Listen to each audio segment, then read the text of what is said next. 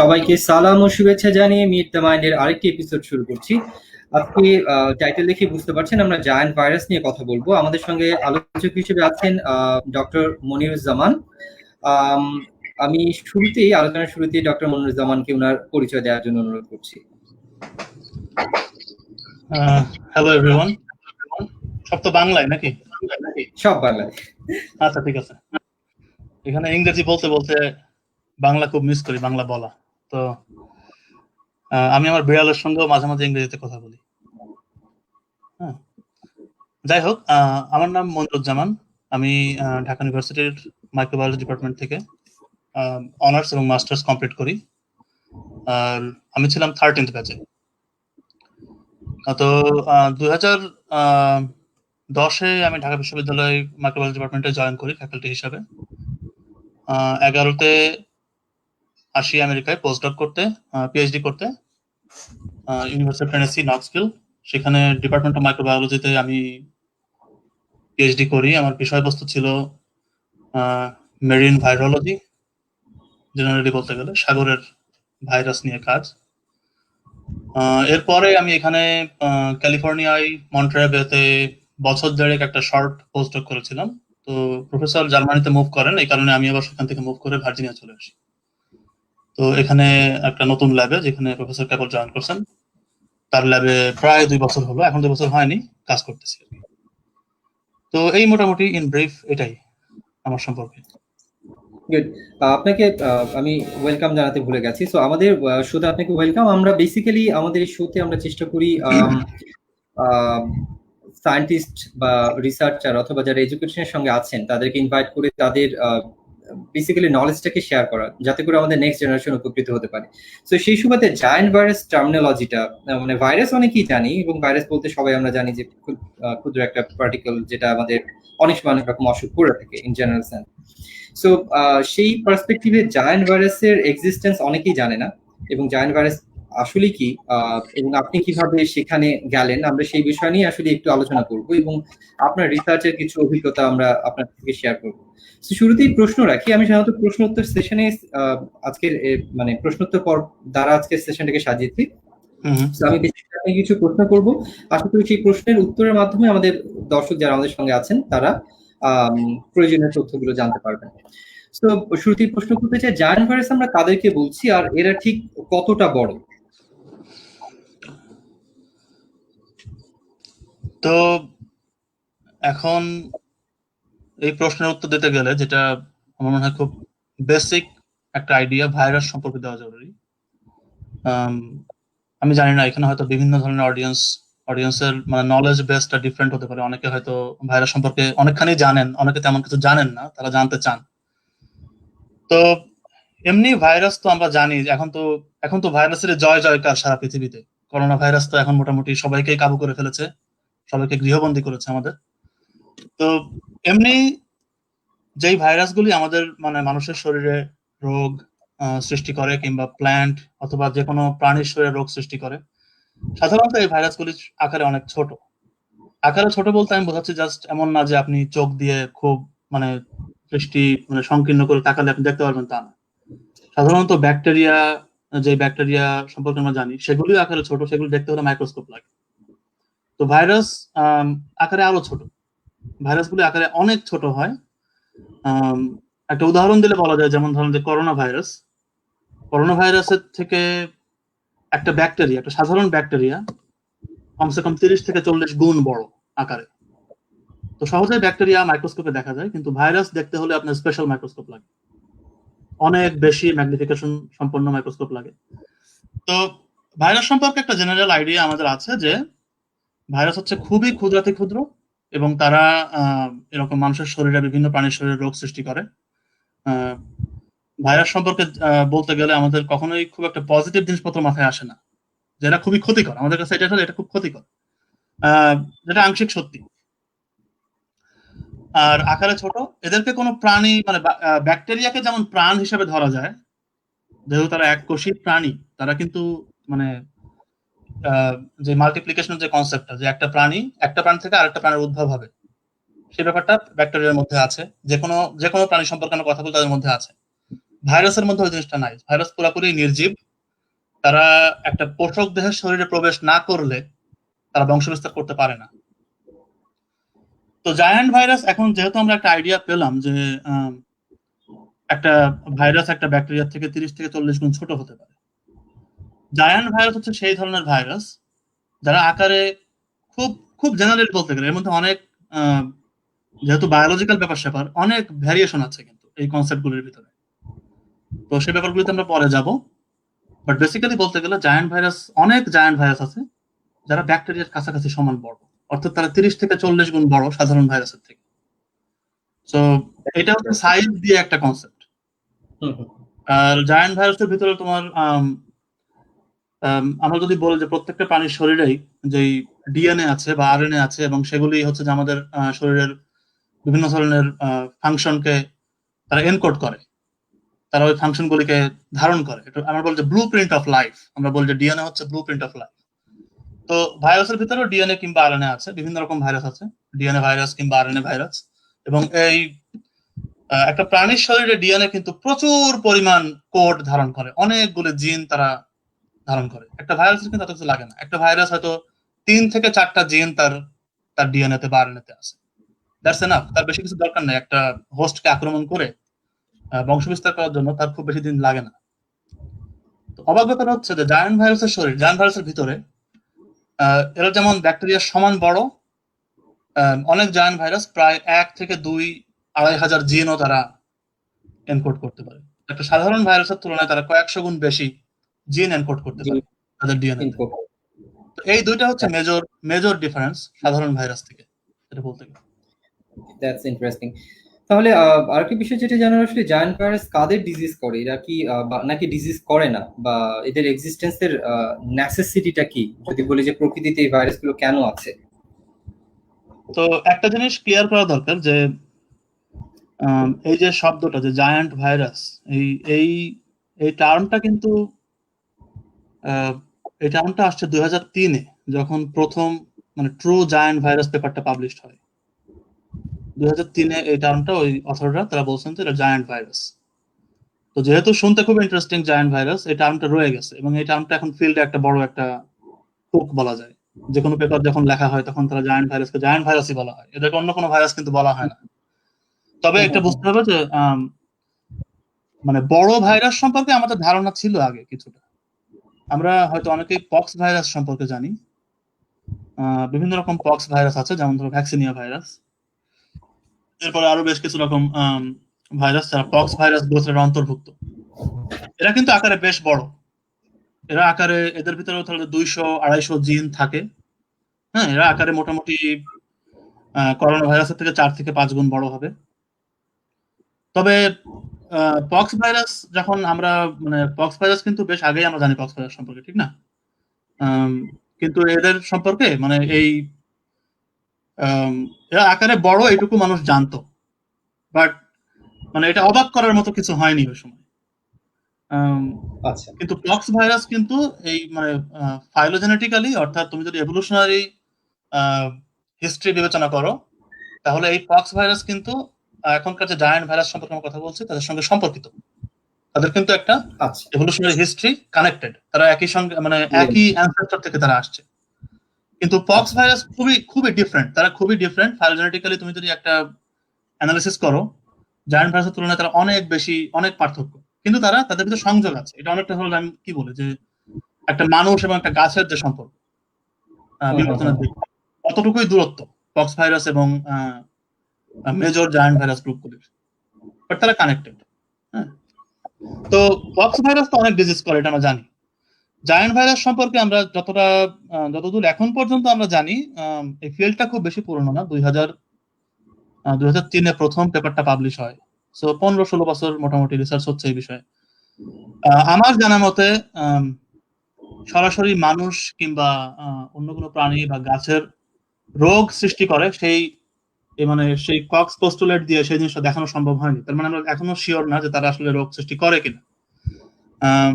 ধারণা করা হয় যে কিছু জায়ান্ট ভাইরাস হিউম্যান ব্লাডে এদের অস্তিত্ব পাওয়া গেছে,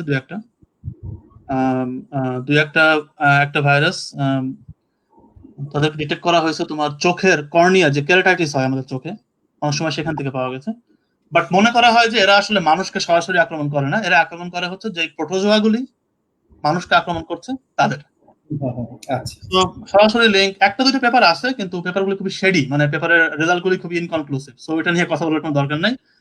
জেনারেল আইডিয়া হচ্ছে যে আমরা জানি না যে এরা এখন রোগ সৃষ্টি করে কিনা মানুষের শরীরে। বাট তারা তাহলে বেসিক্যালি ইনফেক্ট করে কাজ, তাদের একটা হোস্ট দরকার, তো তারা ইনফেক্ট করে কি অন্য ব্যাকটেরিয়া অথবা প্রোটোজোয়া, আপনি যেরকম বললেন তাদের? জায়ান্ট ভাইরাস ব্যাকটেরিয়াকে আক্রমণ করে না। ফিরোজ, তুমি শুনতে পাচ্ছ? শুনতে পাচ্ছ জি, ফিরোজ? শুনতে পাচ্ছি। হ্যাঁ হ্যাঁ, ঠিক আছে, একটু কেটে গেছিল। হ্যাঁ, আমি শুনতে না পেলে আপলোড হয়ে যাবে, একটু কেটে যায়, সমস্যা নেই। হ্যাঁ ঠিক আছে। তো জায়ান্ট ভাইরাস ব্যাকটেরিয়াকে আক্রমণ করে না কখনো, এটা আমরা জানি। যে ব্যাকটেরিয়া আচ্ছা। কিন্তু তুমি জানি যে তোমার তিনটা ডোমেন আছে লাইফে, তাই না? ব্যাকটেরিয়া, আর্কিয়া আর হচ্ছে ইউক্যারিওটস। তা আমরা হচ্ছে ইউক্যারিওটস, আমরা গাছপালা। তো প্রচুর ইউক্যারিওটস আছে যারা যারা ব্যাকটেরিয়া না, যারা ইউক্যারিওটস কিন্তু এককোষী। তো এককোষী কিংবা মাইক্রোস্কোপিক হতে পারে, হয়তো বা বহুকোষী কিন্তু মাইক্রোস্কোপিক। তো জায়ান্ট ভাইরাসের মেইন হোস্ট হচ্ছে এই এককোষী ইউক্যারিওট যেগুলো আছে প্রকৃতিতে, পানিতে, মাটিতে, সাগরে। হ্যাঁ, তো এটা হচ্ছে major major host giant virus. আচ্ছা আচ্ছা। আপনি ইভলিউশন নিয়ে কথা বলছিলেন, সো এই পর্যায়ে একটু জানতে চাই যে আসলে জায়ান্ট ভাইরাসের ইভলিউশন বলতে আমরা কি বুঝি? ওভারঅল যদি ভাইরাসের ইভলিউশন বলতে আমরা কি বুঝি? অনেকেই ইভলিউশন সম্পর্কে, ভাইরাসের ইভলিউশন বিষয়টা অনেকেই হয়তো জানেন না। সো আমরা যদি চিন্তা করি ভাইরাস ইভলিউশন কি, আর সেখানে জায়ান্ট ভাইরাসকে আমরা, আপনি একটু আগে বলেন পক্স ভাইরাস একটা লিনিয়েজে পড়ে, সে সম্পর্কে একটু যদি আমাদেরকে জ্ঞান দান করতেন। জ্ঞান দান আর কি করবো, আমি নিজেও তো অত বেশি জানি না। পিএইচডি করতে আসলে ওইটাই বোঝা যায়, কতটুকু জানি আর কতটুকু জানি না সেটা বোঝা যায়। তো বেশিরভাগই আমি জানি না, যতটুকু জানি আমরা পিএইচডি একটা লার্নিং প্রসেস, জাস্ট আমরা একটা ট্রেনিং নেই, আমাদের জানার মানে শেষ পর্যন্ত জানতেই হয়, শিখতেই হয়। হ্যাঁ, যেমন করোনা ভাইরাস এসে আমরা অনেক কিছু আগে জানতাম না। সরি, আপনি বলুন। হ্যাঁ, একটা মেজর জিনিস, একটা মেজর পয়েন্ট আমাদের আগে মাথায় রাখতে হবে যে এই ফিল্ডটা কিন্তু নতুন, আমাদের 15 বছরের নতুন ফিল্ড। আমি যখন কাজ শুরু করি জায়ান্ট ভাইরাস নিয়ে 2011-তে, তখন ছিল 7 থেকে 8 বছর। মানে আমাদের নলেজ বেস খুবই লিমিটেড, আমাদের জানার অনেক কিছু বাকি, অনেক কিছু আমাদের জানার বাকি। মেজর কোশ্চেন গুলি, এই ফিল্ডের যে মেজর যে প্রশ্নগুলি আছে যেগুলি নিয়ে রিসার্চ করছে বিজ্ঞানীরা, খুবই সাদামাটা প্রশ্ন। যেমন তুমি যে প্রশ্নটা করলা, এটা একটা প্রশ্ন এই ফিল্ডের, মানে এই ফিল্ডে আমরা এটা জানার চেষ্টা করছি এখন যে এভলিউশনটা কিভাবে হচ্ছে জায়ান্ট ভাইরাস। তো অন্যান্য ভাইরাস সম্পর্কে আমরা যখন যতটুকু জানি, সেটা থেকে আমরা কিছু ধারণা করতে পারি যে কি হচ্ছে এখানে। তো ভাইরাসের এভলিউশন, ভাইরাসের বিবর্তন কিন্তু তাদের হোস্টের সঙ্গে লিঙ্কড। যেহেতু ভাইরাস তার হোস্টের বাইরে বংশবৃদ্ধি করতে পারে না, তাকে সবসময় দেখতে হবে যে তার হোস্ট কিভাবে বিবর্তিত হচ্ছে, এবং এই হোস্টের বিবর্তনের সঙ্গে সঙ্গে তার নিজেকেও পরিবর্তন করতে হবে। কারণ তা না করলে সে করবে কি, সে একটা হোস্ট যদি একটা ভাইরাসের রেসপন্সে, একটা উদাহরণ দেওয়া যায়, যেমন ধরো যে আমরা জানি যে ভাইরাস কিন্তু একটা, যে তার পোষক দেহের বিভিন্ন রকম মলিকিউলের সঙ্গে আগে যুক্ত হয় সারফেসে, তারপর সেখান থেকে আস্তে আস্তে সে তার ডিএনএ কিংবা আরএনএটাকে পোষকের কোষে প্রবেশ করায়। অনেক সময় পোষক করে কি, বা হোস্ট যেটাকে বলে আর কি ইংরেজিতে, তো হোস্ট যেটা করে যে সে তার যে সারফেসের যে মলিকিউলগুলি, সেগুলির স্ট্রাকচার পরিবর্তন করে ফেলে। উদ্দেশ্যটা হচ্ছে যেন সে ভাইরাসটাকে এসকেপ করতে পারে। তো যদি ভাইরাস তার সেই হুকটাকে যদি পরিবর্তন করে অ্যাডজাস্ট করতে না পারে হোস্টের সঙ্গে, তাহলে কিন্তু ওই ভাইরাস লিনিয়েজটা বিলুপ্ত হয়ে যাবে, সে কিন্তু আর হোস্টের সঙ্গে থাকতে পারবে না, হোস্টকে সে অ্যাটাক করতে পারবে না। তো এইটা একটা বিবর্তনের একটা কমন অ্যাসপেক্ট, এটা সব ভাইরাসের ক্ষেত্রেই সত্যি। যেমন আমরা জানি যে এইচআইভি যেমন খুব দ্রুত পরিবর্তন করতে পারে, এই কারণে পোষকের পক্ষে এইচআইভি কে পরিপূর্ণভাবে অ্যাভয়েড করা সম্ভব নয়, কারণ এইচআইভি এত দ্রুত পরিবর্তিত হয় যে পোষক যত দ্রুতই পরিবর্তিত হোক না কেন, এইচআইভি অ্যাডজাস্ট করে ফেলে। তো জায়ান্ট ভাইরাস সম্পর্কে আমরা একটা জিনিস জানি যে জায়ান্ট ভাইরাস এত দ্রুত পরিবর্তিত হতে পারে না। তো কিছু কিছু বেসিক কনসেপ্ট আছে, যেটা একটা জিনিস যেটা আমি চিন্তা করছি এখন, যে একটা জায়ান্ট ভাইরাসের ভিতরে এত জিন কেন, কেন তার ভিতরে কয়েকশো থেকে 1000 জিন তার দরকার, যেখানে অনেক ভাইরাস যেমন ধরে HIV বা করোনা ভাইরাসই বলো, করোনা ভাইরাসের খুব সম্ভবত 15 থেকে 20টা জিন আছে, আমি শিওর না, বাট এরকমই হবে। তাহলে জায়ান্ট ভাইরাসের কেন এত জিন দরকার?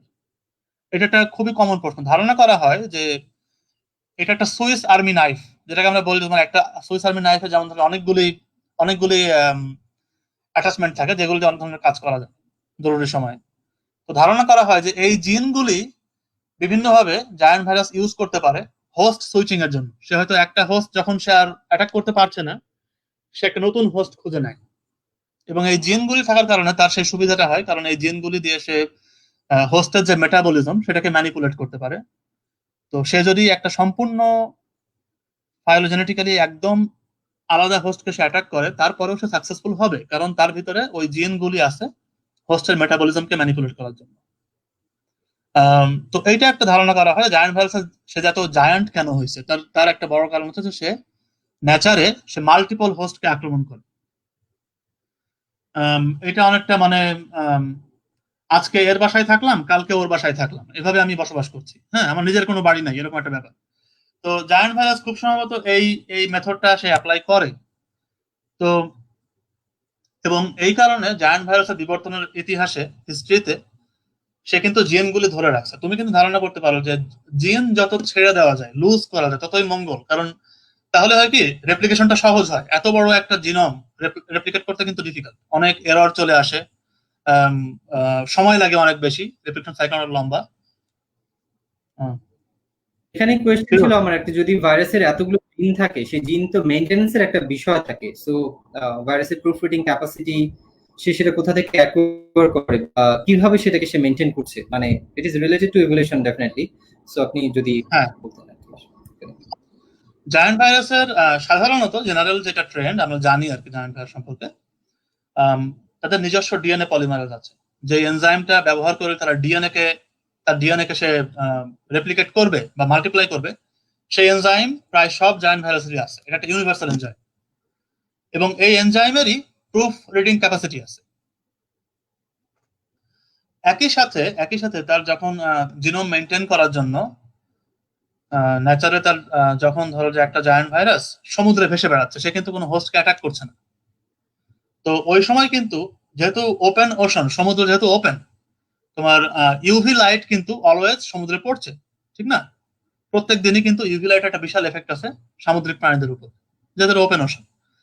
তো জায়ান্ট ভাইরাসের যে ডিএনএ, এটা যদি তোমার সে যদি দীর্ঘক্ষণ সে যদি হোস্টকে অ্যাটাক না করে সমুদ্রে জাস্ট মানে নিষ্ক্রিয়ভাবে ভাসতে থাকে, তাহলে তার এই ডিএনএ কিন্তু ড্যামেজ হবে ইউভি দিয়ে। আমরা সবাই জানি যে ইউভি লাইটে কিন্তু ডিএনএ ড্যামেজ হয়, অতিবেগুনি রশ্মি যেটাকে আমরা বলি, যেটা সূর্য থেকে আসে, তাতে কিন্তু মানুষের ত্বক বা অনেক কিছুই কিন্তু ড্যামেজ হতে পারে। তো একইভাবে জায়ান্ট ভাইরাসের ডিএনএও ড্যামেজ হতে পারে। তো সেক্ষেত্রে সে কি করে? তো আমরা একটা জিনিস জানি যে বেশ কয়েকটা জায়ান্ট ভাইরাসের ফ্যামিলি আছে যাদের স্পেসিফিক এনজাইম আছে, যে এনজাইমগুলি ইউভি রেডিয়েশনের যে ড্যামেজগুলি হয় সেটাকে প্রফিট করে ঠিক করতে পারে। এবং আমরা এটাও জানি যে অনেক জায়ান্ট ভাইরাসের যে ক্যাপসিড, যে তার যে শেল, তার ভিতরে সে বেশ কিছু এনজাইম সে প্যাক করে রাখে, শুধুমাত্র ডিএনএ নয়। তো তার মধ্যে কিছু এনজাইম আছে যেগুলি এই ধরনের ড্যামেজকে ঠিক করতে পারে। এছাড়াও অন্যান্য এনজাইম তার ভিতরে আছে যেগুলি ডিএনএ রেপ্লিকেশনের সময় অ্যাক্সেসরি প্রোটিন কিছু আছে যেগুলি, যেমন ধরো যে এটা নাম বললে তো হবে না, মার্ট এস, যেমন ধরো মার্ট এনজাইম আছে যেগুলি দিয়ে তোমার ডিএনএ রিপেয়ার মেকানিজমকে হেল্প করতে পারে। তো এদের এই জিনিসটা খুব ভালোভাবে আছে। তুমি যেটা, একটা ভালো প্রশ্ন তুমি যেটা বললা, যেটা খুবই একটা মানে লজিক্যাল একটা প্রশ্ন, যে কিভাবে তারা এটাকে এত বড় জিনোমকে তারা মেনটেন করে কিভাবে। তো তাদের মেইনটেনেন্সের জন্য তাদের এই এনজাইমগুলি অ্যাটলিস্ট থাকতে হয়।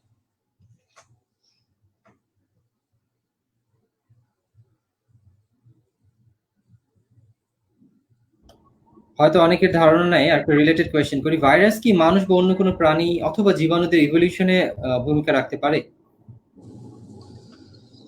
হ্যাঁ, অবশ্যই। ভাইরাস যে মানুষ এবং অন্য কোনো প্রাণী বা জীবাণুদের এভলিউশনে ভূমিকা রাখতে পারে সেটা খুবই ওয়েল এস্টাবলিশড। এটা মানে এটা এটা এ বিষয়ে কোনো বিতর্কের কোনো অবকাশ নেই। অনেক কিছু জানার আছে বাকি, তবে তারা যে এভলিউশনে ভূমিকা রাখতে পারে সেই বিষয়ে বিতর্কের কোনো অবকাশ নেই।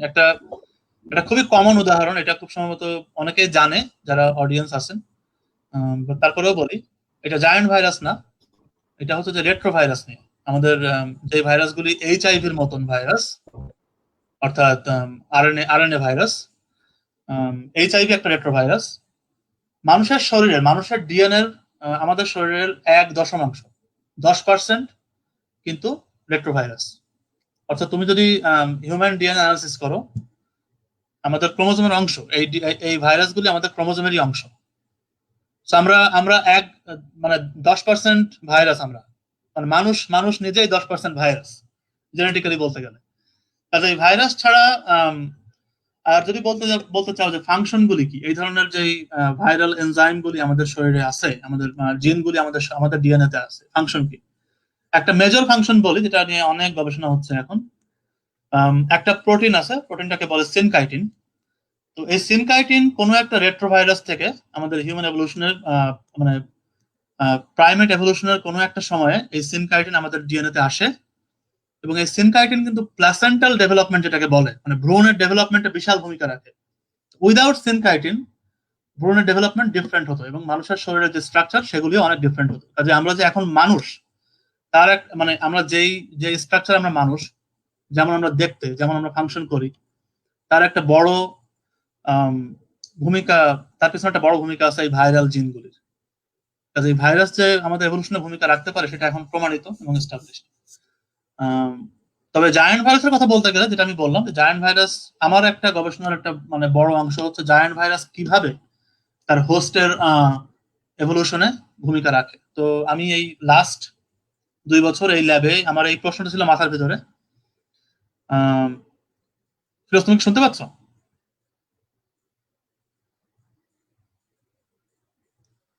ফিরোজ,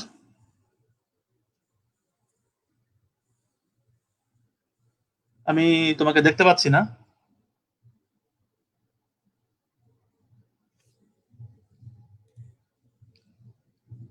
হ্যাঁ, এখন দেখতে পাচ্ছি, বাট এখনো খুব স্লো। আমি একটু ওয়েট করি তোমাকে শোনার জন্য, দেখি শুনতে পাই কিনা। হ্যাঁ ফিরোজ।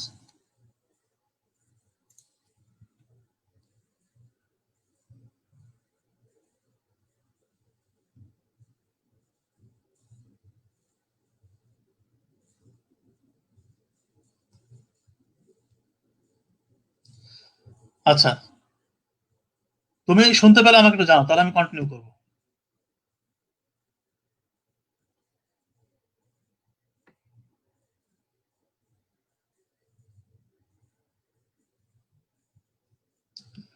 তো ঠিক আছে, আমি কন্টিনিউ করি। তো জায়ান্ট ভাইরাস, যেটা বলতেছিলাম, জায়ান্ট ভাইরাস যে তাদের হোস্টকে তারা কোনোভাবে মানে কিভাবে যাতে বিবর্তনে ভূমিকা রাখতে পারে সেই বিষয়ে আমার গবেষণা ছিল গত 2 বছর, এখনো চলছে। তো আমরা যেটা দেখলাম যে প্রচুর ইউক্যারিওটিক মানে জায়ান্ট ভাইরাসের যারা পটেনশিয়াল হোস্ট, এই হোস্ট গুলার ডিএনএ তে প্রচুর পরিমাণ জায়ান্ট ভাইরাল জিন আমরা দেখতে পেলাম। তো অনেক সময় দেখা গেল, আমরা দেখলাম যে একটা হোস্টের জিনোমে 10% জিন আসতেছে কোনো না কোনো জায়ান্ট ভাইরাস থেকে, এবং এটা মোটামুটি মানে খুবই কমন। আমরা 65 সরি, জিনোম আমার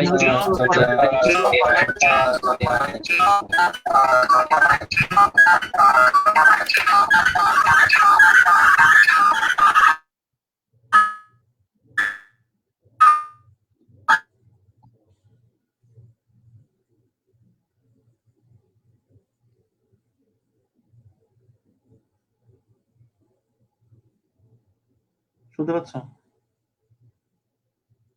সরি, আমার একটু লাইনের সমস্যা হচ্ছে। আমি আমার ল্যাপটপটাকে টার্ন অফ করতে হয়েছে, সো ইটস ফাইন। কিছুক্ষণ পরে হয়তো আমার লেফট সাইডে যেটা আছে সেটা চলে যাবে। ইটস ওকে, আপনি কন্টিনিউ করুন। আচ্ছা, আশা করি ইকো হবে না। হ্যাঁ, হবে না। ইকো হচ্ছে।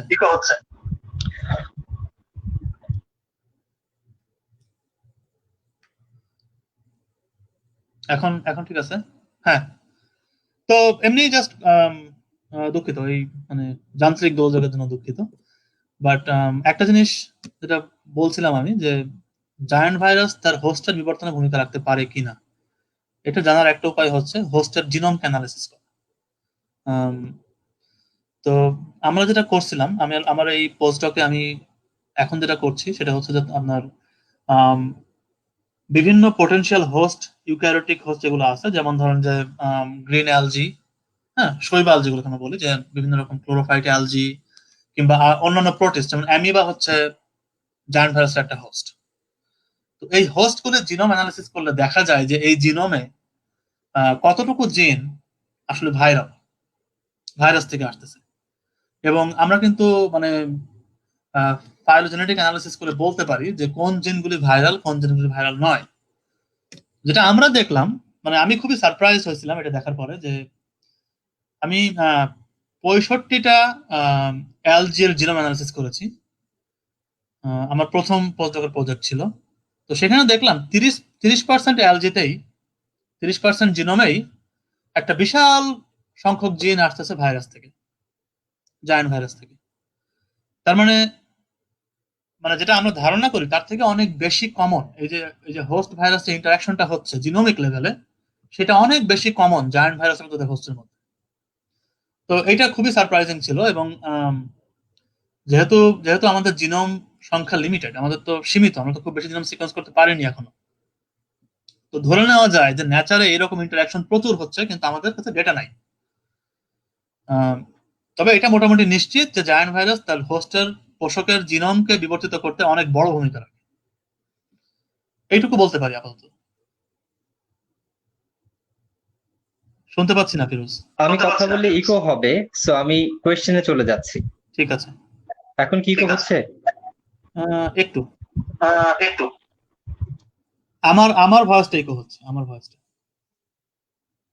সো আপনি পরের কোয়েশ্চেনটা, যদি আমার পরীক্ষাগারে বেসিক্যালি কি কি টেকনিক আপনি ইউজ করেন সে সম্পর্কে যদি আমাদের কিছু বলতেন।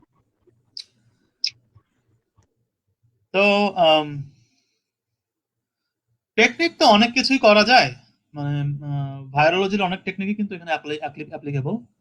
তুমি যদি মলিকিউলার যে ব্যাপারগুলি আছে, যে একটা হোস্ট এবং ভাইরাসের ইন্টারাকশনের যে মলিকিউলার ব্যাপারগুলি, কোন ধরনের প্রোটিনগুলি ইনভলভ, কোন জিনগুলি এক্সপ্রেসড হচ্ছে, হ্যাঁ এরকম ডিটেইলড ফোকাস করলে ভাইরোলজির যে আমরা সাধারণ যে টেকনিকগুলো আমরা কমনলি ইউজ করি ল্যাবে, মলিকিউলার ল্যাবে, সেই টেকনিকগুলি ব্যবহার করা সম্ভব। হ্যাঁ ওয়েস্টার্ন ব্লট ব্যবহার করা সম্ভব, ফর এক্সাম্পল যে কোনো ধরনের ব্লটিং টেকনিক, হাইব্রিডাইজেশন, এগুলি সবই কিন্তু এই সিস্টেমগুলিতে অ্যাপ্লিকেবল। তো আমি যখন আমার তো পিএইচডি একটা বড় অংশ ছিল তোমার হচ্ছে জিনোম অ্যানালিসিস। তো সেক্ষেত্রে আমাকে প্রচুর হাই থ্রুপুট জিনোমিক ডেটা ব্যবহার করতে হয়েছে। এটা হয়তো অডিয়েন্স অনেকে জানেন যে এখন তো মানে জিনোম সিকোয়েন্সিং এর জন্য আগের সেই পুরোনো স্যান্ডার্ড সিকোয়েন্সিং এর থেকে এখন এই ইলুমিনা কিংবা প্যাক বায়ো, এই যে high throughput short read sequencing এটা বলা যায়, আপনি মিলিয়নস অফ রিড আপনারা সিকোয়েন্সিং করছেন, এবং সেখান থেকে সেগুলিকে আমরা একসঙ্গে জোড়া লাগাচ্ছি, জোড়া দিয়ে জিনোমটা পাচ্ছি। তো এই কাজটা, এই হাই থ্রুপুট সিকোয়েন্সিং এবং অ্যাসেম্বলি, এই কাজটা আমার পিএইচডি একটা বড় পার্ট ছিল। আমি আমি কিন্তু মলিকিউলার ব্যাপারগুলোতে ইন্টারেস্টেড। হ্যাঁ এখানে যে মানে হোস্ট এবং ভাইরাস, জায়ান্ট ভাইরাসের যে জিনগুলি আছে, কোন জিনটা কাজে লাগছে এবং কিভাবে কাজে লাগছে তার ইনফেকশনের সময়, এই ব্যাপারটা আমার একটা মানে রিসার্চের ইন্টারেস্ট। সো আমি পিএইচডির সময় একটা প্রজেক্ট ছিল আমার, যেটা আমি ডিজাইন করছিলাম, যে আমি দেখতে চাই যে কোন জিনগুলি এক্সপ্রেসড হচ্ছে এবং কোন একটা মানে ইনফেকশনের কোন স্টেজে, একটা ভাইরাসের ইনফেকশন বেশ কিছু স্টেজ থাকে, আর্লি স্টেজ, লেট স্টেজ। হ্যাঁ তো যখন ভাইরাসটা প্রথম অ্যাটাক করে ইমিডিয়েটলি, তখন কি ধরনের চেঞ্জ হয় তোমার ভাইরাল জিনোমে, বা তাদের জিনগুলি কোন কোন জিনগুলি প্রকাশিত হয়, এক্সপ্রেসড হয়। এরপরে সময়ের সঙ্গে সঙ্গে যখন ইনফেকশনটা চলতে থাকে, এবং একটা সময় গিয়ে তো ভাইরাসটা সম্পূর্ণ অ্যাসেম্বলি হয়ে হোস্ট থেকে বেরিয়ে আসবে, হোস্ট মারা যাবে। এই টোটাল যে সাইকেলটা, এই সাইকেলের কোন স্টেজে কোন জিনগুলি এক্সপ্রেস হচ্ছে, এবং সেই সেই এক্সপ্রেশনগুলিকে আমরা লিঙ্ক করতে পারি কিনা, যে হ্যাঁ এখন তো আমি দেখছি যে ভাইরাসটা বেরিয়ে আসছে অ্যাসেম্বলি হয়ে, তাহলে এই শেষ মুহূর্তে কোন কোন জিনগুলি মানে এখানে ইনভলভ, একদম শুরুতে কোন জিনগুলো ইনভলভ। তো এই এই এই প্রশ্নগুলির উত্তর দেওয়ার জন্য আমি সেখানে আমি আরএনএ সিকোয়েন্সিং করেছিলাম, হাই থ্রুপুট এগেইন, আবারও হাই থ্রুপুট আরএনএ সিকোয়েন্সিং করেছিলাম বিভিন্ন স্টেজে, মাল্টিপল স্টেজে আরএনএ সিকোয়েন্সিং, এবং সেইগুলিকে আমরা অ্যানালাইজ করি। তো একটা সুস্থ কোষের সঙ্গে একটা মানে ভাইরাস আক্রান্ত কোষের যে পার্থক্য, সেটা করার জন্য একই সঙ্গে সুস্থ এবং আক্রান্ত কোষের আরএনএ সিকোয়েন্সিং করতে হবে। তো এই অ্যানালিসিসটাকে বলা হয় ট্রান্সক্রিপ্টোমিক অ্যানালিসিস, যেটা খুবই কমন এখন এই হাই থ্রুপুট ইয়েতে, মানে এনজিএস কনসেপ্টে আর কি। তো তো সুস্থ সেলের যে জিন এক্সপ্রেশন লেভেল গুলি আছে, যে কোন মাত্রায় জিনগুলি এক্সপ্রেস হচ্ছে, সেটাকে একই সাথে তুলনা করা যায় আক্রান্ত সেলের মানে প্রকাশিত জিনগুলির সঙ্গে। তো এই ট্রান্সক্রিপ্টোমিক অ্যানালিসিস করা যায়, এবং এটা মোটামুটি কমনলি ইউজ হয়, যদিও জায়ান্ট ভাইরাসের ক্ষেত্রে এখনো খুব বেশি ইউজ হচ্ছে না। যেটা বললাম যে এটা কিন্তু সম্পূর্ণ নতুন ফিল্ড, যারা আছে তাদের জন্য এটা, যে তারা কিন্তু চিন্তা করতে পারে যে এই ফিল্ডে তারা রিসার্চ করতে চায় কিনা। এই ফিল্ডটা খুবই নতুন, এখানে অনেক কিছু জানার আছে। হ্যাঁ, মানে এটাকে সায়েন্সের ভাষায় বলে লো হ্যাঙ্গিং ফ্রুট বলে, সায়েন্সের ভাষায়। যে এখন যদি এইচআইভি নিয়ে কেউ গবেষণা করতে চায়, তাকে কিন্তু প্রচুর ঘাটতে হবে, প্রচুর পড়াশোনা করতে হবে, একটা অথেন্টিক কোশ্চেন খুঁজে বের করার জন্য, প্রশ্ন খুঁজে বের করার জন্য রিসার্চ করছেন। কিন্তু জায়ান্ট ভাইরাস ফিল্ডে প্রত্যেকটা কোশ্চেনই নতুন, কোনো কোশ্চেনই এখানে পুরনো নয়। হ্যাঁ, 15 বছরের পুরনো ফিল্ড, খুব বেশি পুরনো কিন্তু। তো এই টেকনিক গুলি এখনো অনেক হোস্ট ভাইরাস সিস্টেমে ব্যবহার করার সুযোগ আছে। ট্রান্সক্রিপ্টোমিক যখন আমি করি, সেটা ছিল খুব সম্ভবত দ্বিতীয় ট্রান্সক্রিপ্টোমিক সিকোয়েন্সিং একটা জায়ান্ট ভাইরাসের জন্য।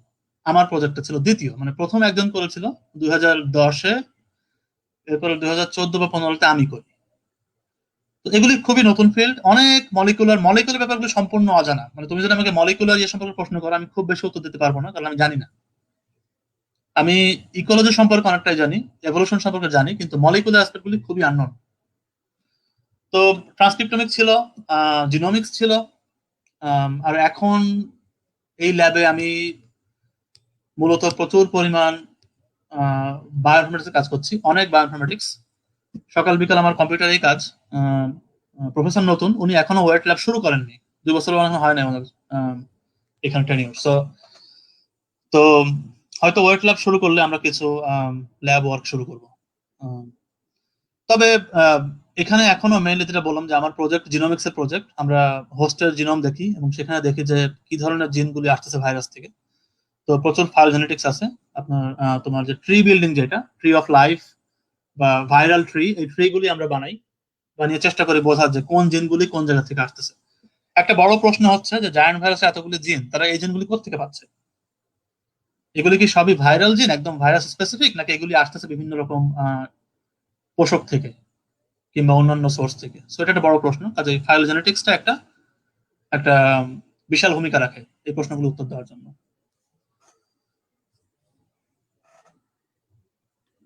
আপনার পার্সোনাল কোশ্চেন, তো আপনি ব্যক্তিগতভাবে কেন ইন্টারেস্টেড হলেন জায়ান্ট ভাইরাসের রিসার্চ করার ব্যাপারে? মানে আপনি যাওয়ার আগে তো জানতেন না, বাট আপনার ইন্টারেস্টের জায়গাটা কি যাওয়ার পরে ক্রিয়েট হয়েছে নাকি আগে থেকেই ছিল? এটার মূল কারণটা হচ্ছে আমি খুবই অলস। মূল কারণটা হচ্ছে যে আমি খুব একটা, এটা আমার শিক্ষকরা ভালো বলতে পারবেন, যে আমি অতটা মানে খুব একটা পরিশ্রম কখনোই করি নাই। আমার মাথা আসলে অন্যদিকে কাজ করে বেশি পড়াশোনার থেকে। তবে মানে সিরিয়াসলি বলতে গেলে, অবশ্যই যেটা আমি বললাম, নতুন ফিল্ড, সম্পূর্ণ নতুন, যেহেতু আমি অলস, কাজেই তেমন তেমন কোনো আসলে কি বলে যে আমি খুব বেশি মানে যেই ফিল্ডগুলি খুব বেশি অ্যাডভান্সড, সেই ফিল্ডে কাজ করার মতো আগ্রহ আমি খুব একটা কখনোই পাইনি। আর একটা ছিল যে আমি আমি ম্যাডাম, আমি ভালো আছি। ম্যাডাম ভালো আছি, আপনি কেমন আছেন? আপনার সঙ্গে আশা করি কথা হবে খুব শীঘ্রই। তো যেটা বলতেছিলাম, যে নতুন ফিল্ড, অনেক কিছু জানার আছে, প্রশ্নগুলি খুবই নতুন, এবং সবচেয়ে সবচেয়ে মানে একদম সত্যি কথা বলতে গেলে আমি ফ্যাসিনেটেড জায়ান্ট ভাইরাস নিয়ে। তার কারণ হচ্ছে যে, যেটা আমি বললাম, যেটা খুবই মিস্টেরিয়াস, এদের জিনোমগুলি খুবই মিস্টেরিয়াস, আমরা কিছুই জানি না এদের সম্পর্কে, কোথেকে এই জিনগুলি আসলো, তারা কেন এত এরকম জায়ান্ট। হ্যাঁ, এই প্রশ্নগুলি খুবই ফ্যাসিনেটিং আমার কাছে। তো এটাকে বলছে best of the both worlds. Like আমি যদি কাজ করি এই বিষয়ে, তাহলে এরা ব্যাকটেরিয়ার সমান বড়, কাজে অনেক টেকনিক যেগুলি ব্যাকটেরিয়াল ফিল্ডে ইউজ করা হয়, সেগুলো আমি এখানে অ্যাপ্লাই করতে পারবো। হ্যাঁ, আর বিবর্তন নিয়ে সবসময় আমার আগ্রহ আছে। আমি মানে আমার একটা ধারণা হচ্ছে যে জায়ান্ট ভাইরাস সম্পর্কে জানলে আমরা আমরা কিন্তু এই যে ইউক্যারিওটিক যে এভলিউশন, এটা কিন্তু এখনো খুবই খুবই কমপ্লেক্স, এটা যতটুকু জানি সেই বিষয়ে অনেক কিছু জানতে পারবো আমরা। তো মোটামুটি ভাইরাস সম্পর্কে এই জন্যই আগ্রহটা আসছে যে এদেরকে স্টাডি করলে আমার কিন্তু অন্যান্য ফিল্ডগুলোতেও স্টাডি করা হচ্ছে। আমি কিন্তু ইউক্যারিওটিক যে হোস্টের যেই ফিজিওলজি সেগুলিও কিন্তু আমাকে পড়াশোনা করতে হচ্ছে। সেটা একটা লিঙ্ক বলতে পারো বিভিন্ন ফিল্ডকে স্টাডি করার জন্য আমার কাছে। তো সেই সেই পার্সপেক্টিভ থেকে আমি জায়ান্ট ভাইরাসকে দেখি। আর এই তো। Good. এই পর্যায়ে চলে যাব আসলে আপনি তো আমেরিকায় বসে সেই দেশের জায়ান্ট ভাইরাস নিয়ে কথা বলছেন। এখন বাংলাদেশে যদি আমি চিন্তা করি, আমাদের দেশে নিশ্চয়ই এরকম জায়ান্ট ভাইরাস রয়েছে এবং অবশ্যই সেগুলো নিয়ে কোনো স্টাডি হয়নি। তো আপনি সেই মর্মে আপনার বক্তব্য কি? এই এই নিয়ে আমি এখনো সবসময় ভাবি যে বাংলাদেশের নদী, সাগর, বাংলাদেশের সাগর তো আর অন্য কোনো সাগর থেকে পৃথক নয়। আমার রিসেন্ট একটা রিসার্চ ছিল যেখানে আমরা দেখিয়েছিলাম যে সারা পৃথিবীতে সাগরে জায়ান্ট ভাইরাস খুবই অ্যাবান্ডেন্ট, খুবই খুবই মানে অনেক পরিমাণে আছে। এবং মেরিন মাইক্রোবায়োলজির যে কাজ, এটা কিন্তু বাংলাদেশে খুব বেশি এখনো হচ্ছে না। আমি জানি না, হলেও আমার আমার ধারণা নাই। তবে পার্শ্ববর্তী দেশ ভারতে কিন্তু হচ্ছে। তো আমি মোটামুটি নিশ্চিত যে আজকে বে অফ বেঙ্গল থেকে কেউ যদি এক টেস্ট টিউব পানি নিয়ে এসে একটা জিনোম সিকোয়েন্সিং করে, তারা বেশ কিছু জায়ান্ট ভাইরাস সেখানে পাবে। হ্যাঁ, জায়ান্ট ভাইরাস ফ্রেশ ওয়াটারেও আছে। তারা যেটা বললাম যে শৈবালকে আক্রমণ করে, অ্যালজিকে আক্রমণ করে। তো আজকে পাশের বাড়ির পুকুর থেকে যদি এক টেস্ট টিউব পানি নিয়ে আসা যায়, সেখানেও কিন্তু জায়ান্ট ভাইরাসের বায়োলজি স্টাডি করার সুযোগ আছে। এটা সব জায়গায় আছে, এটা আমরা জানতাম না। আমরা 20 বছর আগে আমরা কিন্তু জানতাম না। হ্যাঁ, যেই পানিতে আমরা গোসল করি, যেই নদীতে আমরা লাফ দিয়ে সাঁতার কাটি, যে সাগরে আমরা ভ্রমণে যাই, সেখানে কিন্তু এই ভাইরাসগুলি সবসময় ছিল এবং আছে, আমরা জানতাম না। কিন্তু এখন যেটা আমার পয়েন্টটা হচ্ছে যে বাংলাদেশে জায়ান্ট ভাইরাসের বেসিক বায়োলজি স্টাডি করার খুবই মানে ভালো সুযোগ আছে। এখানে আমাদের কোনো স্পেশাল স্যাম্পল দরকার নেই, স্যাম্পল আমাদের হাতের কাছেই আছে। হ্যাঁ, আর যখন তুমি একটা জিনোমকে, শুধু জিনোম সিকোয়েন্সিং নয়, ভাইরাস যে আইসোলেট করা, আমরা যদি কিছু অ্যালজি আমরা যদি গ্রো করতে পারি, সেই অ্যালজি গুলিকে ব্যবহার করে আমরা কিন্তু নেচার থেকে ভাইরাসকে আইসোলেট করতে পারি, যে যেই ভাইরাসটা ওই অ্যালজিকে আক্রমণ করে। কাজে এই হোস্ট ভাইরাস ইন্টারাকশন স্টাডি করার ভালো সুযোগ বাংলাদেশে আছে। খুব এখন আমি জানি যে জিনোম সিকোয়েন্সিং এখনো বাংলাদেশে করা একটু কঠিন, কারণ আমাদের এখনো তো সেরকম ফ্যাসিলিটি গুলো গড়ে ওঠেনি। তবে ডাইভার্সিটি স্টাডি করার সুযোগ আছে খুব সহজেই। খুব সহজেই কিন্তু এই বিভিন্ন রকম প্রাইমার যেগুলো ভাইরাসকে টার্গেট করে, সেই প্রাইমার গুলি দিয়ে আমরা কিন্তু বিভিন্ন সাগরের কিংবা ম্যানগ্রোভ এলাকার কিংবা নদীর আমরা কিন্তু ভাইরাল ডাইভার্সিটিকে সহজে স্টাডি করতে পারি। এটা খুব কঠিন নয়, এটা অ্যাম্প্লিকন সিকোয়েন্সিং খুবই সহজ। তো বেসিক রিসার্চের ভালো সুযোগ জায়ান্ট ভাইরাসের অংশ আছে। আর আর মলিকুলার ল্যাবগুলি সেট আপ হয়ে গেলে তো সেখানে কিউপিসিআর, পিসিআর, এই টেকনিকগুলি কিন্তু এই সিস্টেমগুলোতে অ্যাপ্লাই করা যায়। সো একটা ল্যাব যদি একটা সিস্টেম দাঁড় করাতে পারে যে তার একটা হোস্ট এবং একটা ভাইরাস তার কাছে আছে, সেটা করে, সেটাকে ব্যবহার করে সে কিন্তু ল্যাবে অনেক বেসিক রিসার্চ করতে পারবে, যেগুলোর জন্য খুব সফিস্টিকেটেড টেকনিক দরকার নেই। সিম্পল পিসিআর, সিম্পল মাইক্রোস্কোপি, খুবই সিম্পল সিকোয়েন্সিং টেকনিক, এগুলি দিয়েই কিন্তু ভালো মানে অনেক নলেজ জেনারেট করার সুযোগ আছে। গুড। আমি একেবারে আরেকটা ইম্পর্টেন্ট এবং শেষ কোয়েশ্চেনের দিকে চলে যাব। সেটা হলো অনেকেই জানে না যে দেশের বাইরে বা দেশে পিএইচডি করে এরপরে কি হবে। অনেকে পোস্টডক করতে চায়, তারপরে কি হবে, ভবিষ্যৎ পরিকল্পনা কি? আপনি কিভাবে সাজাচ্ছেন বা পরিকল্পনা করছেন আগামী 5-10 বছরে? আপনি নিজেকে কোথায় দেখতে চান? এটা একটা কঠিন প্রশ্ন। আমার আমার নিজেকে দেখার এরকম কোনো মানে আমি যে খুব যে একদম স্ট্রং একটা ভিশন আমার আছে যে আমি কোথায় যাব, এটা সেরকম ভাবে বলতে পারবো যে না, একসময় হয়তো ছিল। তবে আমার কাছে যেটা আমি শিখছি, আমি গত 10-12 বছর তো অনেক কিছু শিখেছি জীবন সম্পর্কে। আমার কাছে মনে হয় যে কাজটা করে যাওয়াটা জরুরি। হ্যাঁ, কাজের দিকে ফোকাস করলে আলটিমেটলি একটা সময় একটা কিছু হয়ে যায়। কোথায় যাবো এটা থেকে আমি বেশি চিন্তা করি আগামী 1-1.5 মাসে আমার গোলগুলি কি সেগুলি ফুলফিল করা, আগামীকালকে আমার গোলগুলি কি সেগুলি ফুলফিল করা, আর চেষ্টা করে যাও। তো আমেরিকাতে ইনফ্যাক্ট পিএইচডি পোস্টডক করার পরে ডিপেন্ড করে, বায়োলজিক্যাল সায়েন্সে অনেক সুযোগই আছে। অবশ্যই যেটা একটা মানে আমেরিকাতে সাধারণত দুইটা দিক চিন্তা করা, একটা হচ্ছে ইন্ডাস্ট্রি আর একটা বলে একাডেমিয়া। হ্যাঁ, যে একজন পিএইচডি বা পোস্টডক করার পরে তারা দুইটা দিকের একদিকে যেতে পারে। একাডেমিয়া হচ্ছে যে যেটা আমরা করি, যেমন তুমি করতেছো, তাই না, রিসার্চ, টিচিং, এই এই কাজগুলো যেটা আমরা করে আসছি অনেকদিন ধরে। আর ইন্ডাস্ট্রি হচ্ছে যে একটা ইন্ডাস্ট্রিয়াল জব মার্কেটে ঢুকে যাওয়া, সেখানে গিয়ে কোনো বায়োটেক ইন্ডাস্ট্রি বা ফার্মাসিউটিক্যাল ইন্ডাস্ট্রি হতে পারে। হ্যাঁ, অনেক ধরনের ইন্ডাস্ট্রি আছে যেগুলি তোমার বায়োলজিক্যাল সায়েন্সকে বেস করে গড়ে উঠছে। সেই ইন্ডাস্ট্রিগুলোতে তুমি তোমার স্কিল গুলি দেখিয়ে, তুমি তোমার এক্সপার্টিস গুলি দেখিয়ে জব খুঁজতে পারো। তো দুটোই পসিবল। এবং অবশ্যই আমেরিকাতে সুযোগ আছে, যে কেউই আমেরিকাতে যদি একটা পিএইচডি করেন বায়োলজিক্যাল সায়েন্সে এবং দু একটা টেকনিককে ভালোভাবে আয়ত্ত করতে পারেন, আমি বলবো যে জবের ভালো সুযোগ আছে, ইন্ডাস্ট্রিতে ভালো সুযোগ আছে। আমেরিকায় একাডেমিয়াতে একটু কঠিন, কারণ ফান্ডিং সবসময় কম্পিটিটিভ আমেরিকাতে। সো ইউনিভার্সিটি গুলি কিন্তু সহজে হায়ার করতে চায় না।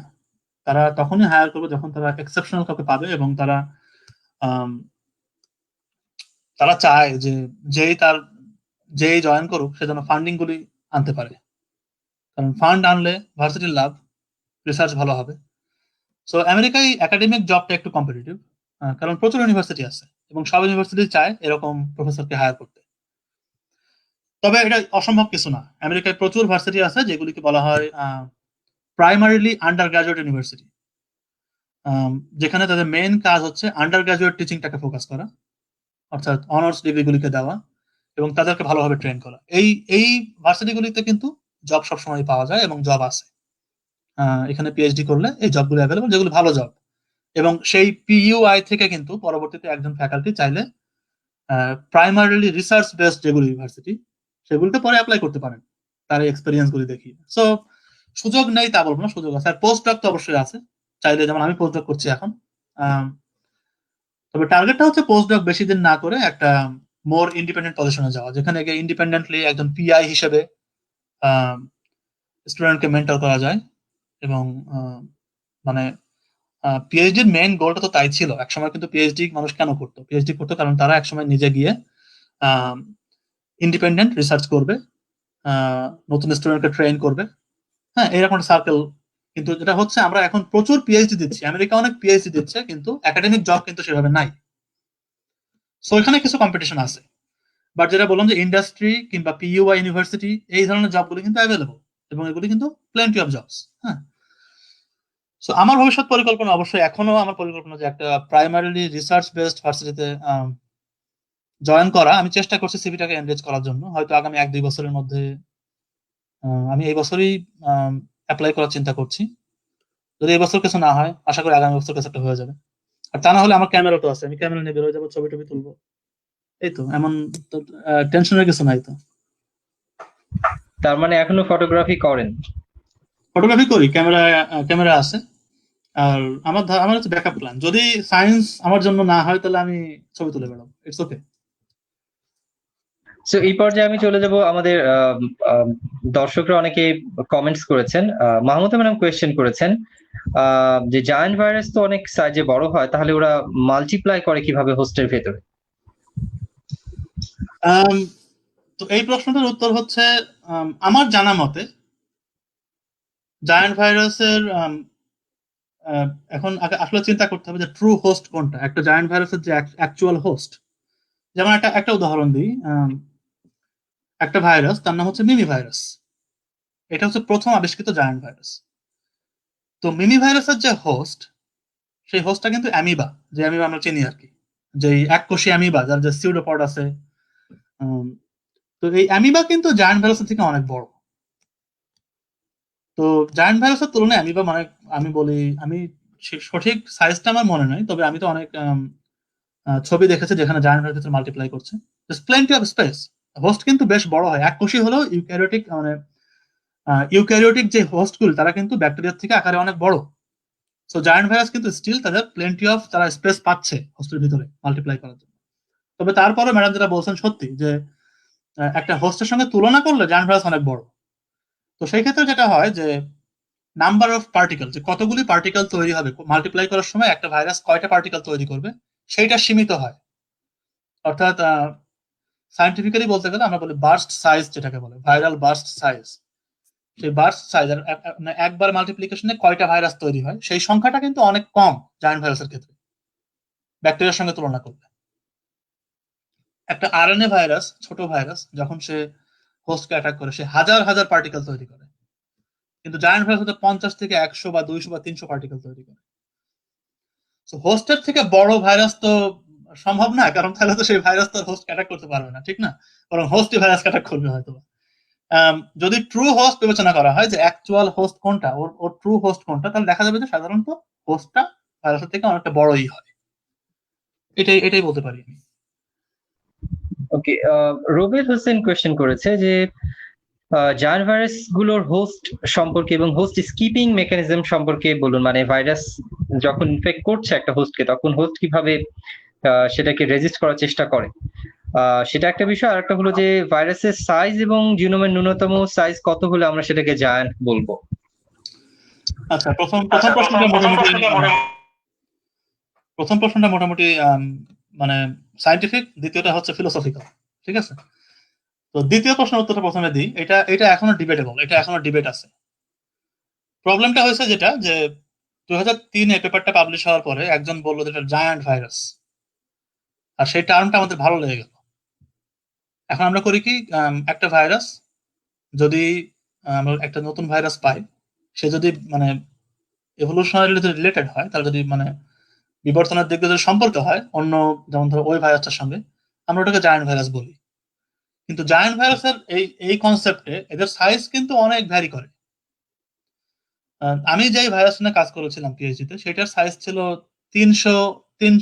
150 ন্যানোমিটার।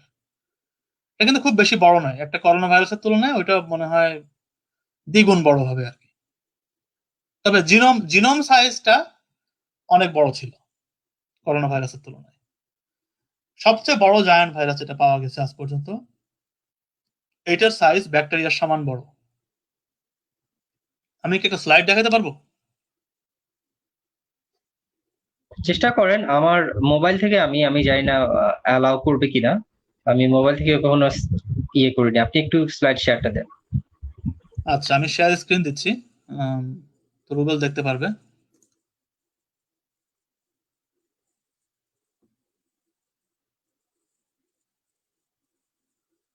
হুম,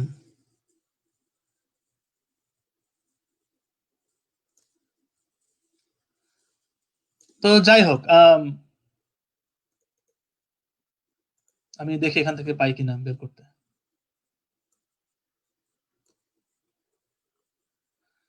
তো এই স্লাইডটা আমি দেখালাম এখানে। মনির ভাই, আমার কাছে স্লাইড মানে অ্যাকসেপ্ট করার কোনো অপশন আসছে না, সো আমি পাচ্ছি না দেখাতে। যাই হোক, তো সবচেয়ে বড় যে জায়ান্ট ভাইরাসটা পাওয়া গেছে এটাকে বলা হচ্ছে প্যান্ডোরা ভাইরাস। তো প্যান্ডোরা ভাইরাসের আকার একটা ইকোলাই ব্যাকটেরিয়ার সমান। তার মানে একটা সাধারণ ব্যাকটেরিয়ার সমান বড় হতে পারে জায়ান্ট ভাইরাস। আর ছোট বলতে গেলে সবচেয়ে ছোট যে জায়ান্ট ভাইরাস পাওয়া গেছে, অর্থাৎ জায়ান্ট ভাইরাস গোত্রভুক্ত যে ভাইরাস পাওয়া গেছে, এটাকে তুমি বলতে পারো মিনি জায়ান্ট অথবা যাই বলো না কেন, সেগুলির সাইজ কিন্তু করোনা ভাইরাসের থেকে একটু বড় হতে পারে, এই 150 ন্যানোমিটার। সো 100 ন্যানোমিটার থেকে শুরু করে 2500 ন্যানোমিটার পর্যন্ত এই রেঞ্জে আমরা ভাইরাস পাইছি। আর জিনোম সাইজ বলতে গেলে অনেক জিনোম তোমার হচ্ছে যে ব্যাকটেরিয়ার সমান হবে, যেমন ধরো যে 2.5 মেগাবেস বা 3 মেগাবেস, যেটা একটা স্ট্যান্ডার্ড ব্যাকটেরিয়া জিনোম, সেই পর্যন্ত হতে পারে জায়ান্ট ভাইরাসের জিনোম। আর হোস্ট কি রকম স্কিপিং মেকানিজম ব্যবহার করে এই সম্পর্কে আমাদের ধারণা খুবই সীমিত। মানে হোস্টের যে ডিফেন্স মেকানিজম, এটা একটা totally open question. We know nothing about it, literally nothing. একটা জিনিস আমরা জানি, সেটা হচ্ছে যে বলতে পারি যে, যেটা আমি আগেও বলছিলাম, যেটা কমন মেকানিজম, হোস্ট করে কি, হোস্ট তার যে রিসেপ্টর গুলো সার্ফেসে আছে সেগুলিকে প্রতিনিয়ত পরিবর্তন করে যেখানে ভাইরাসটা অ্যাটাচ করবে। যদি সেই হুকটা যদি পরিবর্তিত হয়ে যায়, ভাইরাসকে অ্যাটাক করতে পারে না। তো এটা একটা কমন মেকানিজম, অনেক ভাইরাসের ক্ষেত্রে, জায়ান্ট ভাইরাসের ক্ষেত্রে না। এটা মানে মোটামুটি কমন। তোমার অনেক আরএনএ ভাইরাসের হোস্টও এই কাজই করে। হ্যাঁ, কাজেই এটা একটা universal aspect. So it's not anything specific about giant virus, but specific about giant virus কি কি আছে সেগুলো আমরা এখন জানি না। Host defence mechanism Rubel related একটা কোয়েশ্চেন করতে চাই। আপনি যখন বললেন যে একটা জায়ান্ট ভাইরাস একটা ব্যাকটেরিয়ার সমান হতে পারে এবং জিনোম সাইজও ব্যাকটেরিয়ার সমান হতে পারে, এবং আমরা জানি যে জায়ান্ট ভাইরাসের কিছু জিনোম রয়েছে যেগুলো ভেরি ইউনিক, যেগুলো শুধু জায়ান্ট ভাইরাসে বিলং করে। এই ইউনিক জিনগুলোর সোর্স কোথায়? মানে একটা হোস্ট থেকে তো ভাইরাসটা ইভলভ হতে হবে, সো এরা এই ইউনিক জিনগুলোকে কোথায় পেলো? এতে কি হতে পারে যে একটা যে হ্যাঁ আগে একটা সময় হোস্ট ছিল, সেই হোস্ট গুলো আলটিমেটলি মানে মারা গিয়েছে বা ডিকে অফ হয়ে গেছে, এখন সেখান থেকে তারা জিনোমটা পেয়েছে, এরকম কিছু নাকি অন্য কিছু? খুবই ভালো প্রশ্ন, খুবই মানে রিলেভেন্ট প্রশ্ন। এটার একটা একটা উত্তর হতে পারে যে হ্যাঁ, জায়ান্ট ভাইরাসের অনেক জিন আছে যেগুলি আমাদের মানে যে নন যে জিনগুলি আমরা জানি, আমাদের টোটাল যে মানে মিলিয়নস অফ জিন সম্পর্কে আমাদের ধারণা আছে, সেগুলির সঙ্গে মেলে না এই জিনগুলি। কোন রকম হোমোলজি নাই, কোন রকম ম্যাচিং নাই। তাহলে এই জিনগুলি কোত্থেকে আসলো? এইটাও একটা কমন প্রশ্ন যে ভাইরাসের এই আননোন জিনগুলি কোত্থেকে আসে।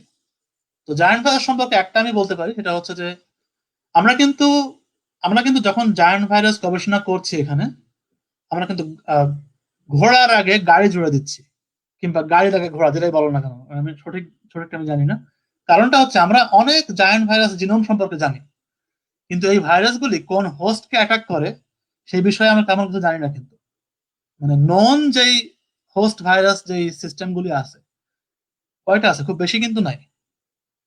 তো এটা হতে পারে যে আননোন হোস্ট গুলো নেচারে আছে, যেগুলো আমরা জানি না যে সম্পর্কে, ওদের জিনোম থেকে কিছু কিছু জিন আসতেছে জায়ান্ট ভাইরাসে। এটা একটা সোর্স হতে পারে এই আননোন জিনের। আর একটা যেটা তুমি বললা যে একটা অ্যানশিয়েন্ট যে এভলিউশনারি হিস্ট্রি, খুব সাম্প্রতিক সময়ে একটা পেপার পাবলিশ হয়েছে, 1 বছরও হয় নাই খুব সম্ভবত। এখানে দেখানো হয়েছে যে জায়ান্ট ভাইরাস কিন্তু আমাদের যে ইউক্যারিওটিক যে কোষ, ইউক্যারিওট যে লিনিয়াস ট্রি অফ লাইফ হচ্ছে 3টা, তাই না? ব্যাকটেরিয়া, ইউক্যারিওট এবং হচ্ছে আর্কিয়া। তো ইউক্যারিওটের যেই বিবর্তন যখন শুরু হয়, অর্থাৎ এই সমস্ত ইউক্যারিওট যা আমরা দেখি তার যে কমন অ্যানসেস্টর আছে, তারও আগে ছিল জায়ান্ট ভাইরাস। তো যেই লিনিয়াজ গুলি বিলুপ্ত হয়ে গেছে, ইউক্যারিওটিক মানে প্রি ইউক্যারিওটিক লিনিয়াজ, এটা হতে পারে জায়ান্ট ভাইরাসের যে অ্যানশিয়েন্ট যে অ্যানসেস্টর, তারা ওই জিনগুলি ওই সোর্স থেকে নিছিল। সো ওই জিনগুলি পাস ডাউন হয়েছে এভলিউশনারি ইয়েতে, এবং সেগুলি আমরা দেখতেছি। ওদের কোনো সোর্স আমাদের কাছে নাই, কারণ সেই সোর্স গুলি বিলুপ্ত হয়ে গেছে। তো এইটাও একটা খুবই মানে প্রেসিং কোয়েশ্চেন এবং খুবই ওপেন কোয়েশ্চেন এই ফিল্ডে, যে জিনগুলি কোত্থেকে আসতেছে। আমি আরেকটা কোয়েশ্চেন মাহমুদ আলম করেছে, আমি সেখান থেকে সেটা করতে চাই যে সব জায়ান্ট ভাইরাস কি অ্যালগিকে আক্রমণ করে,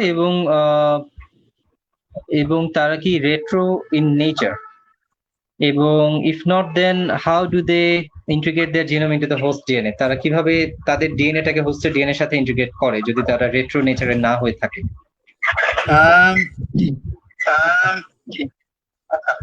তোমার মাইক অফ করো, ইকো হচ্ছে। উপস, সরি। আচ্ছা, তো বেশ কয়েকটা প্রশ্ন আমার কাছ থেকে। তো প্রথম প্রশ্ন তো হচ্ছে যে জায়ান্ট ভাইরাস শুধু যে অ্যালজিকে আক্রমণ করে, অর্থাৎ ফটোসিনথেটিক প্রোটিস্ট যেটাকে আমরা বলি অ্যালজি, যেমন ধরো ক্লোরেলা, হ্যাঁ, এটা না। তারা অ্যালজিকে আক্রমণ করে, একই সঙ্গে তারা কিন্তু, যেটা বললাম যে অ্যামিবা কিন্তু একটা খুবই ওয়েল নন হোস্ট জায়ান্ট ভাইরাসের। অ্যামিবা কিন্তু ফটোসিনথেটিক নয়, তারা কিন্তু অ্যালজি নয়। সো একই সঙ্গে হেটারোট্রফিক এবং ফটোসিনথেটিক দুই রকম হোস্টই আছে। তো আমাদের এখন মানে আমাদের বেশ কিছু ল্যাবে ওয়ার্ল্ড ওয়াইড, ইউরোপে, আমেরিকায় বেশ কিছু ল্যাবে কিন্তু এলজি এবং জায়ান্ট ভাইরাস গুলি বেশ কিছু সিস্টেম আছে, যদিও হেটারোট্রফিক সিস্টেম গুলি খুব বেশি এস্টাবলিশ এখনো হয়নি। তবে আমার ধারণা যেটা ন্যাচারে এরা সব ধরনের প্রোটিস্টকেই সমানভাবে আক্রমণ করে। আমরা অনেক জায়ান্ট ভাইরাসের জিনোমে অনেক ফটোসিনথেটিক জিন পেয়েছি, মানে আলোক সংশ্লেষের জিন পেয়েছি। তো আমাদের ধারণা যে এই জায়ান্ট ভাইরাস গুলি যারা এই ধরনের জিনগুলিকে ধারণ করে, তারা ফটোসিনথেটিক অর্থাৎ এলজি কে আক্রমণ করে। আবার অনেক জায়ান্ট ভাইরাস যাদের শরীরে, যাদের জিনোমে এই জিনগুলি নাই, হতে পারে তারা হয়তোবা এরকম অ্যালজিকে আক্রমণ করে না, তারা হেটেরোট্রফিক বা যেগুলোকে কি বলে, যারা ফটোসিনথেসিস করে না, যারা একদম টোটালি হেটেরোট্রফ, তাদেরকে আক্রমণ করে।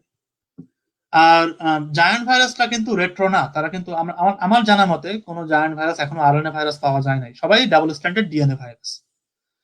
তাহলে কিভাবে তারা ইন্টিগ্রেট করা জিনোমে, এইটাও একটা বড় প্রশ্ন।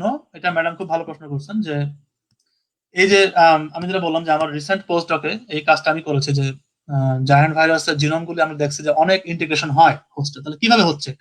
তাহলে তো রেট্রো না, তাহলে RNA to DNA reverse transcription তো হচ্ছে না, তাহলে কিভাবে হচ্ছে? তো অনেক ক্ষেত্রে এটা এটা টোটালি আননোন, এটার মলিকুলার যে মেকানিজমটা আমরা কিছুই জানি না madam, we have no idea. আপনি যদি রিসার্চ করতে চান, এটা কিন্তু খুবই একটা ভালো রিসার্চ কোয়েশ্চেন। আমি বললাম আসলে কেউই জানে না, এটা খুবই মজার ব্যাপার যে এই যে প্রেসিং কোয়েশ্চেন গুলি, একদম মানে অবভিয়াস কোয়েশ্চেন যেগুলিকে বলে, এগুলি সম্পর্কে কারো কোনো ধারণা নেই। ধারণা করা হয় যে ডাবল স্ট্যান্ডার্ড ব্রেক একটা ব্যাপার আছে, যে যখন হোস্টের ডিএনএটা ভেঙে যায় রেপ্লিকেশনের সময়, তখন সরাসরি জায়ান্ট ভাইরাসের ডাবল স্ট্যান্ডার্ড ডিএনএটা গিয়ে ওই ব্রেক পয়েন্টে গিয়ে অ্যাটাচ হতে পারে। প্রুফ রিডিং এর সময় অনেক সময় তোমার প্রুফ রিডিং এনজাইম গুলি ভুল করে ফেলে। তারা করে কি, তারা ওই যেই ডিএনএটাকে পায় সেটাকেই ধরে জোড়া লাগিয়ে দেয়। এটাকে বলা হচ্ছে এসওএস রিপেয়ার মেকানিজম বলে। তো এসওএস রিপেয়ারে যখন হোস্টের ডিএনএটা রেপ্লিকেশনের সময় যদি কোনো কারণে মানে ভেঙে যায় বা একটা ভুল পায়, এসওএস রিপেয়ার মেকানিজমটা করে কি, আশেপাশে যা পায় তাই দিয়েই কোনোভাবে ওইটাকে জোড়াতালি দেওয়ার চেষ্টা করে। তো সে যদি ওই সময় যদি ভাইরাল ডিএনএটাকে হাতের কাছে পায়, ওইটাকে ধরে ওইটা দিয়ে সে জোড়া লাগাবে হোস্ট ডিএনএটাকে। সো হোস্ট ডিএনএ রিপেয়ারের সময় এই ডাবল স্ট্যান্ডার্ড ব্রেকে গিয়ে এই জিনিসটা অ্যাটাচ করতে পারে। এইটুকু আমরা মানে ধারণা করি, জানি না, কিন্তু জানার কিন্তু কোনো উপায় নাই, কিন্তু আমরা ধারণা করি যেটা হতে পারে। তো এই তো উত্তর। ওকে, আরো টুকটাক কোয়েশ্চেন আসছে, আমার মনে হয় সেশন লম্বা হয়ে গেছে, আমি এখানে টার্মিনেট করতে যাচ্ছি। পরবর্তীতে মনির ভাই একটু যদি ফেসবুকের পেজে গিয়ে কমেন্টস গুলো দিয়ে দেন তাহলে ভালো হয়। তো আজকে হ্যাঁ, আজকে এখানেই সেশনের সমাপ্তি টানতে যাচ্ছি। যারা ঢাকা ইউনিভার্সিটি মাইক্রোবায়োলজি ডিপার্টমেন্টের পেজে যারা আছেন, যারা মনির ভাইয়ের সাথে ব্যক্তিগতভাবে যুক্ত হতে চান, সেখানে আমি আর একটা সেপারেট লিংক পোস্ট করেছি জুম চ্যাটের জন্য। সো আমরা ওখানে হয়তো একটু পরে যুক্ত হব। সো আপনারা চাইলে ওখানে যুক্ত হতে পারেন। আর বাকি দর্শক যারা শুরু থেকে ছিলেন বিভিন্ন প্ল্যাটফর্ম থেকে, তাদেরকে অসংখ্য ধন্যবাদ আমাদের সঙ্গে থাকার জন্য। আশা করি পরবর্তী কোনো একটা সেশনে আবারও দেখা হবে আপনাদের সঙ্গে। ধন্যবাদ ডক্টর মনিরুজ্জামান ভাইকে আমাদের সঙ্গে যুক্ত হয়ে আজকে জায়ান্ট ভাইরাস সম্পর্কে তার মূল্যবান বক্তব্য এবং অনেক গুরুত্বপূর্ণ এক্সপিরিয়েন্স শেয়ার করার জন্য। ভালো থাকবেন সবাই, ভালো থাকবেন মনির ভাই। ধন্যবাদ।